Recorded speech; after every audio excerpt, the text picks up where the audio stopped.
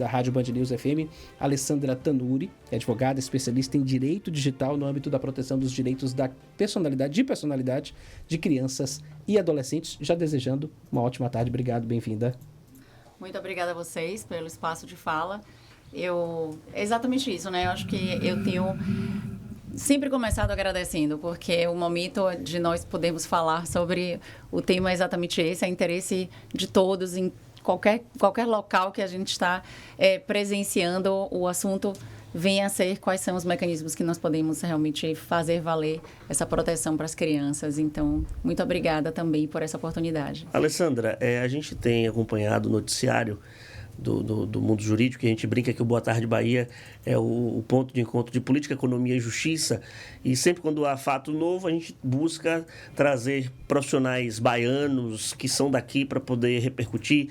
Foi uma decisão que aconteceu no Acre, dada pela Justiça do Acre, que justamente reacende um debate sobre os limites da exposição infantil nas redes sociais. Uma juíza proibiu os pais de divulgarem imagens do próprio filho de forma excessiva na internet, reconhecendo oficialmente uma prática que é definida como superexposição, que existe até um termo em inglês, oversharing.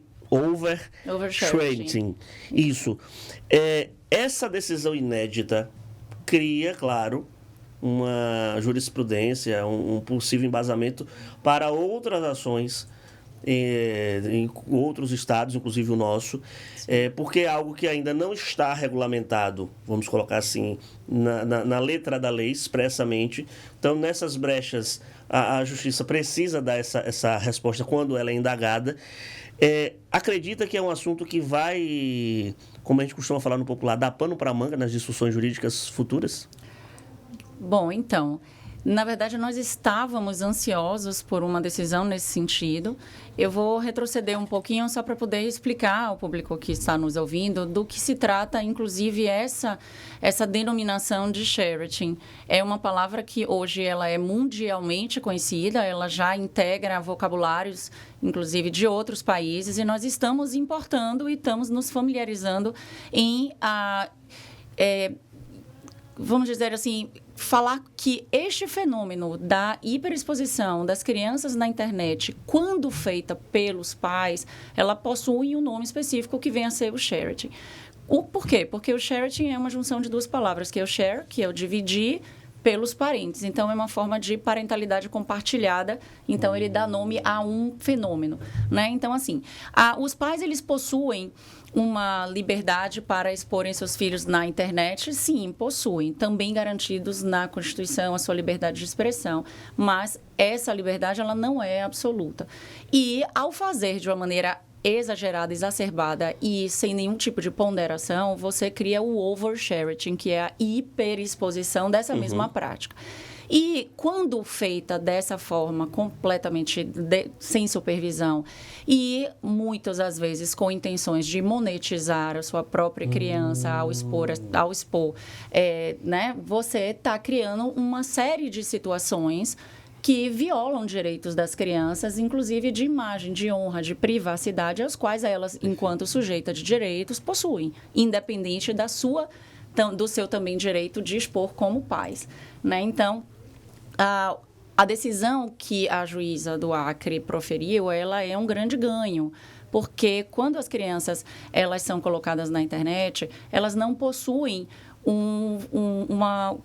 um sistema legal ainda no mundo virtual, e ainda que o ECA e a Constituição, e ainda que outros normativos jurídicos nossos também sirvam para o mundo virtual, sem que você precise estipular serve para o mundo virtual, porque eles são sistemas de proteção, e no âmbito geral, o princípio da proteção da criança, ela é absoluta, mas nós não temos ainda uma regulamentação de trabalho artístico infantil na internet, como nós temos, por exemplo, para uma propaganda, para quando as crianças, elas precisam ser expostas. Então, é necessário de que as crianças, quando estejam na internet para esses fins de propaganda, elas tenham um alvará judicial, elas tenham uma autorização, para que elas tenham um acompanhamento.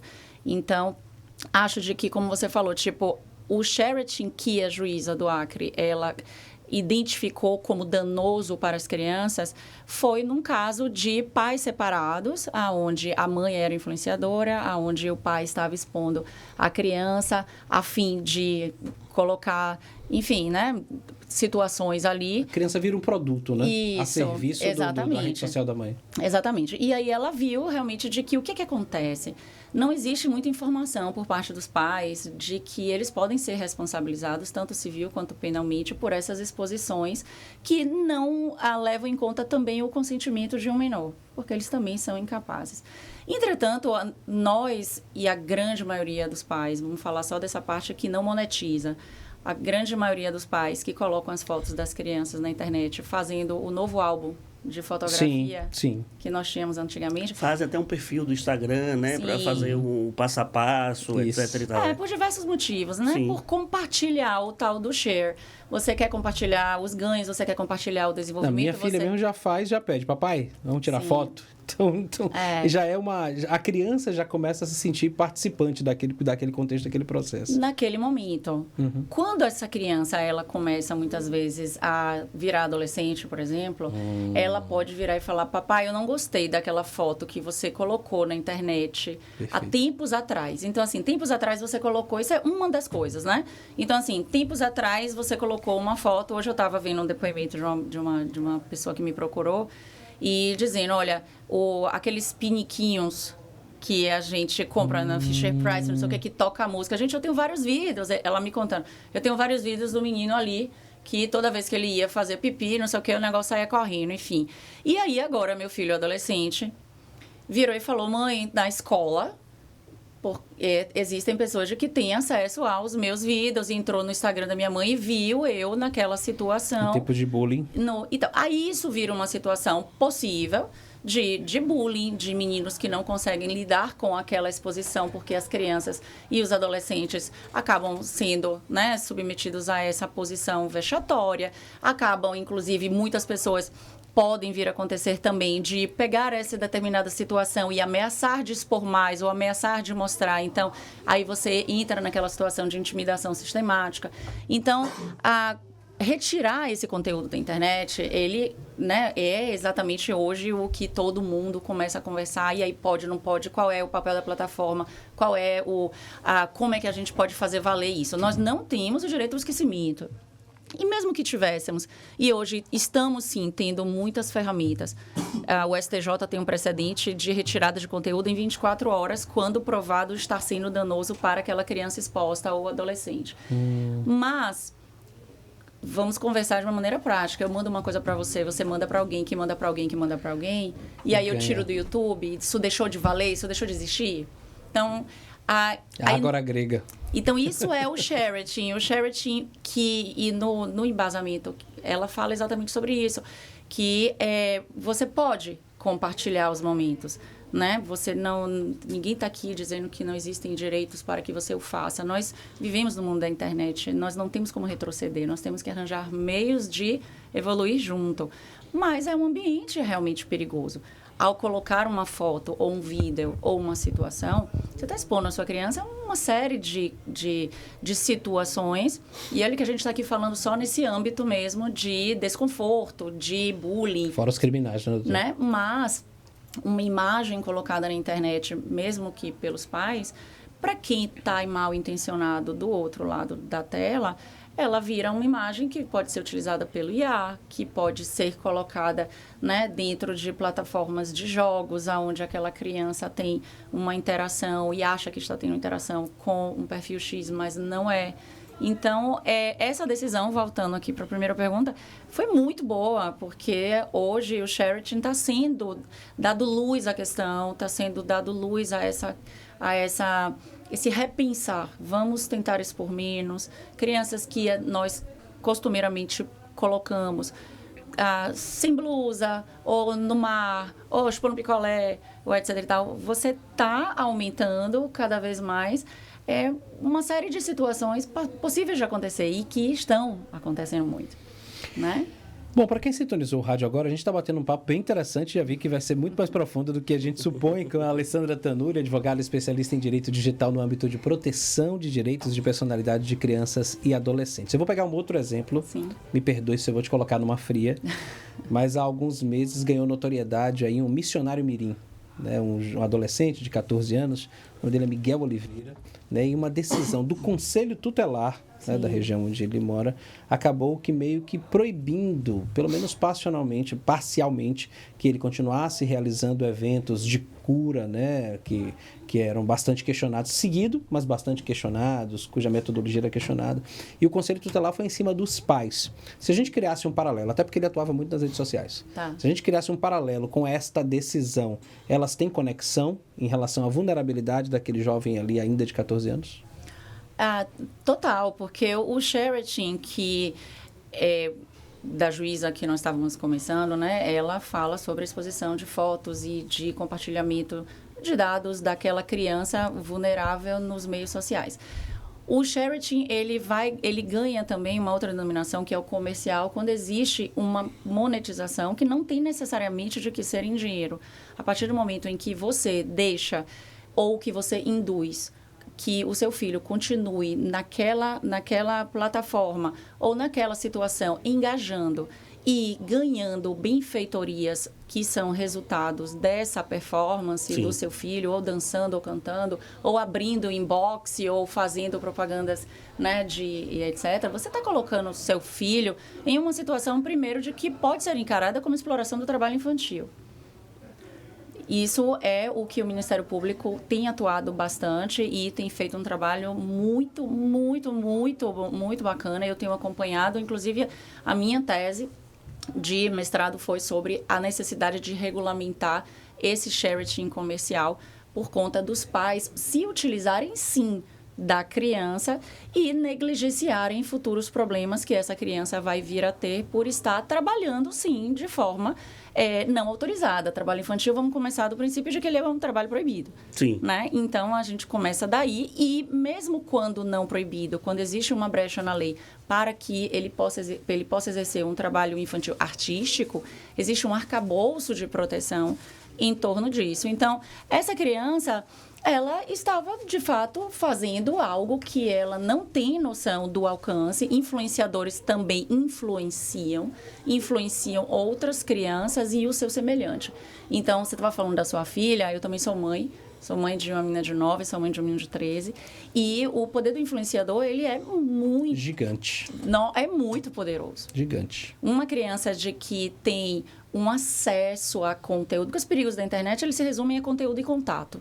Né? Então, você tem o conteúdo inapropriado, você tem conteúdo diversos, de todos os tipos, e você tem de contato, de pessoas saírem daquele universo que mantiveram contato com você dentro daquele ambiente e marquem fisicamente, de fato, de se encontrarem e realizarem ali o que eles planejaram naquela situação desvigiada. Né? Então, o seu poder de parentar, ele precisa entender também que você pode ser responsabilizado pela negligência e pela omissão em vigiar e em saber do que está acontecendo com aquela criança que está próximo de você. Agora, doutora, foi de um tópico que eu trouxe dos nossos comentários da primeira resposta, mas que aguça também a curiosidade sobre este caso específico. Como eu disse, tem mães, pais que criam, assim que o filho nasce ou antes do filho nascer, criam um perfil no Instagram, mesmo que seja um perfil fechado. Aí coloca ali só quem? A família, os amigos, para terem acesso aos conteúdos. Começa a fazer como um pré-parto, né? Assim, primeiro a mãe grávida, etc. e tal, para depois seguir com os meses. Acho engraçado, porque, por exemplo, no meu tempo, que não tinha rede social, não tinha essa internet popularizada, eu lembro que meu pai e minha mãe todo mês tinha a fotografia do mês, né? Para fazer o álbumzinho, né? Até completar um ano. E hoje isso está nítido nas redes sociais, a ideia do mensário, a ideia de você ter publicações específicas na rede social do seu filho. Sim. E que, de alguma forma, aí eu até conversei com uma amiga que fez isso, falou assim, não, mas isso daqui é a história dela. Quando ela tiver em determinada idade, eu vou passar o login, a senha para ela continuar com... Aí, se ela quiser arquivar, ela arquiva. Se ela quiser continuar, continua. Até porque também vai ser uma forma, aí essa minha amiga falando assim, futuramente, de eu também ter acesso ao que ela está acessando, para poder ter noção do que ela tem acessado nessa rede, que no caso, nesse perfil que ela criou desde o início. Só que tem um detalhe que muitos adolescentes têm feito isso, têm feito o perfil, vamos dizer assim, o perfil oficial, o perfil que a família tá, esse perfil que pode ser passado para ela, e tem um outro perfil que é só dos coleguinhas, só dos amiguinhos, que a família não tem acesso. Sim. Então, vamos lá.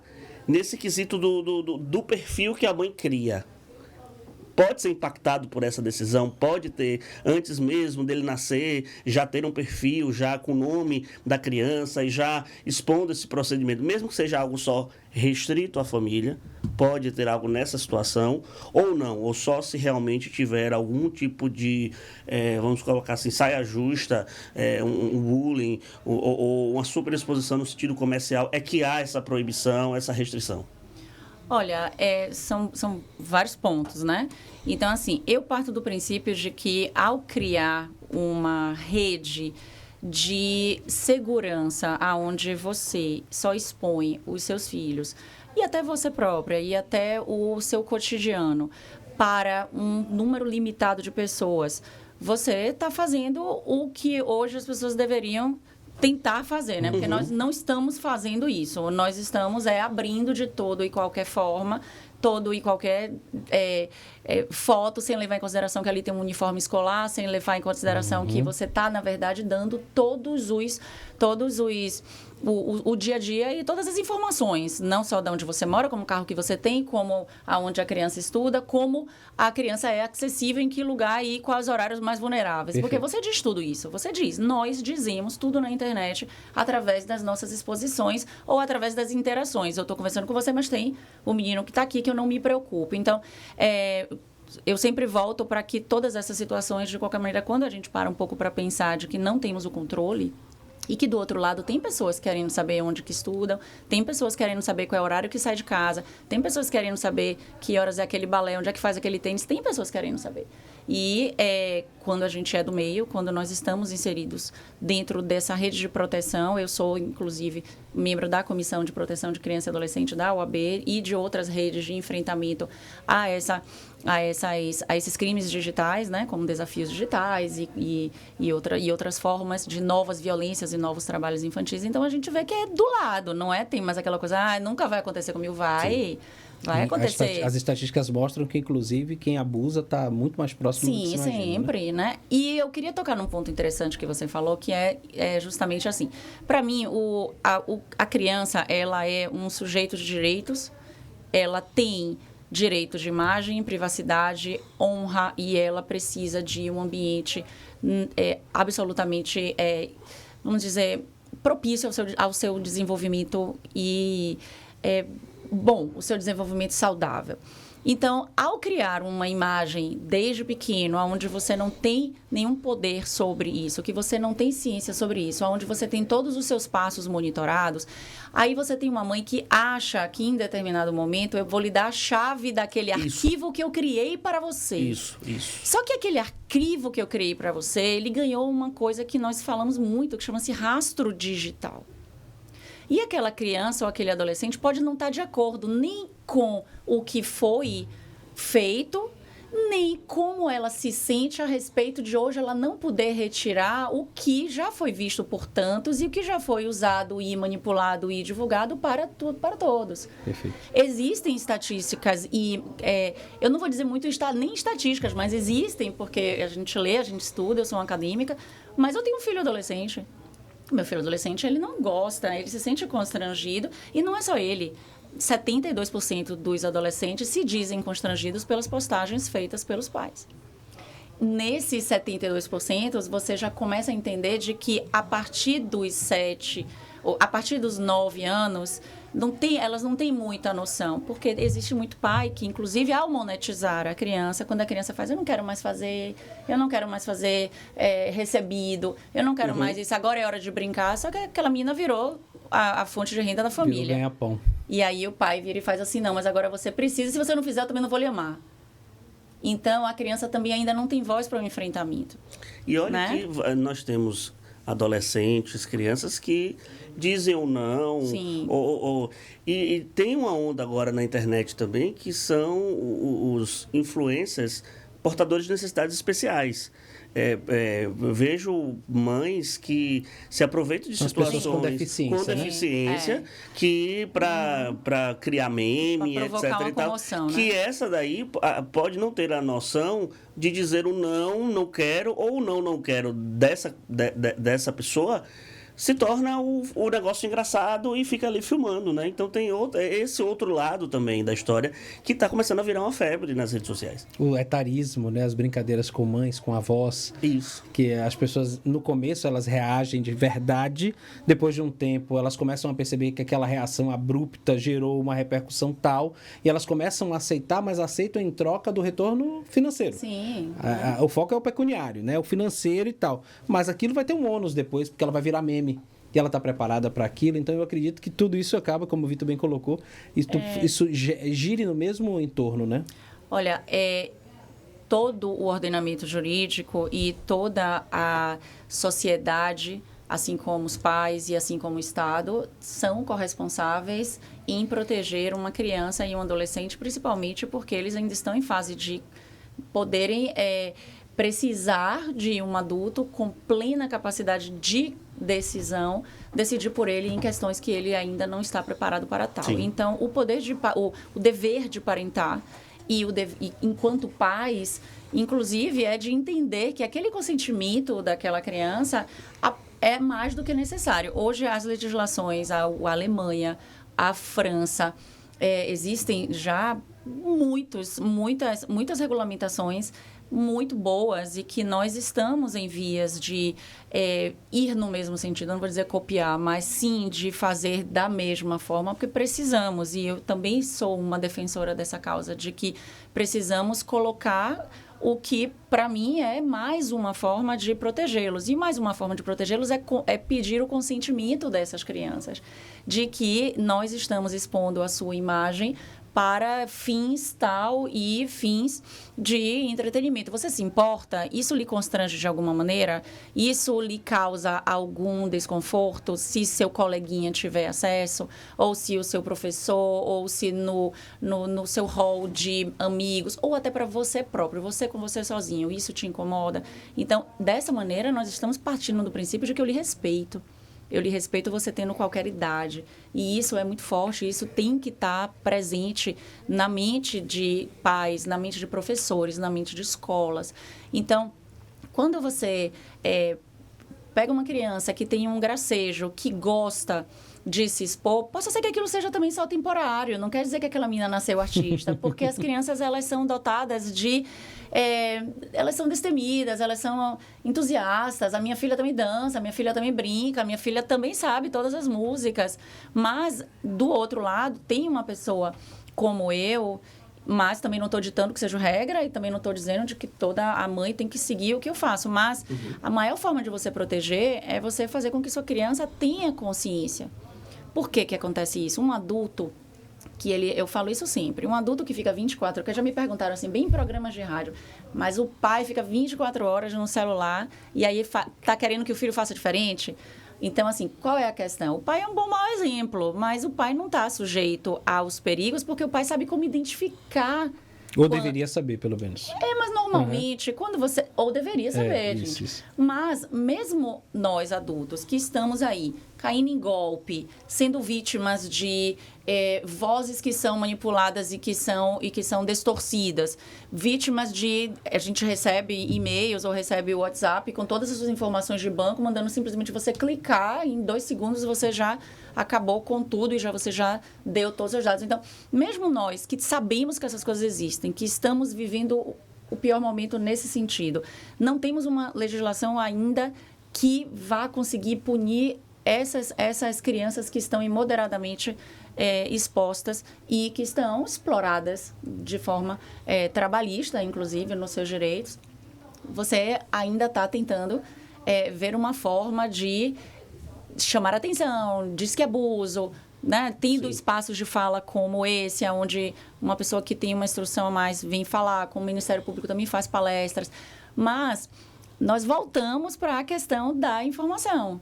Os pais sempre possuem a obrigação de proteger a sua criança. E você precisa proteger a integridade física, você precisa proteger a sua criança, deixando ela ser criança. Mas hoje tem um agravante, você precisa mostrar para a criança quais são os perigos. Eu fui fazer uma palestra numa escola, as crianças elas não sabem identificar que do outro lado existe uma pessoa lhe ameaçando. Ela não sabe identificar que aquela pessoa que está se passando por uma criança, na verdade, é um pedófilo. Adulto, né? Então, aquela pessoa faz assim, eu sou uma criança, mas eu quero uma foto sua de top ou de shortinho ou isso e aquilo. Né? E começa uma relação que hoje, assim como o Sheraton, que muitas pessoas criticam, que por que usa essa coisa americana? Mas existe também uma outra que chama grooming, que são os homens ou mulheres mal intencionados e sexualmente, né, pervertidos ou doentes naquele sentido, eles têm uma estratégia de captação do mais vulnerável. Então, eles sabem exatamente quem está do outro lado desinformado e vulnerável àquilo. Então, se fazem de amigos, pedem, depois de algum tempo, fotos, pedem confidências. E quando vê que está na mão, ameaça a criança. E aí você vê crianças, existe uma estatística de mais de 424% de procura no SUS de crianças e adolescentes com distúrbios de 424. Se mutilando, oriundos de internet. Então, gente, isso é muito alto. Muito alto. Então, os desafios na internet também são por conta dessa manipulação. Se você não cheirar o desodorante, olha quantas pessoas morreram, olha quantas crianças tiveram as suas infâncias, suas vidas. Né? Os desafios. Porque dentro da sua casa, como eu falei, voltando aqui no ser mãe, você precisa ter um contato direto com seus filhos. Você precisa entender o porquê que aquela criança está 24 horas ali, o que está acontecendo. Né? Não sou psicóloga, sou advogada, tenho especialidade, mexo, na verdade, com todo esse universo digital, mas dentro de casa, isso também é um problema para mim. Também é a minha preocupação, eu também vivo o que eu falo.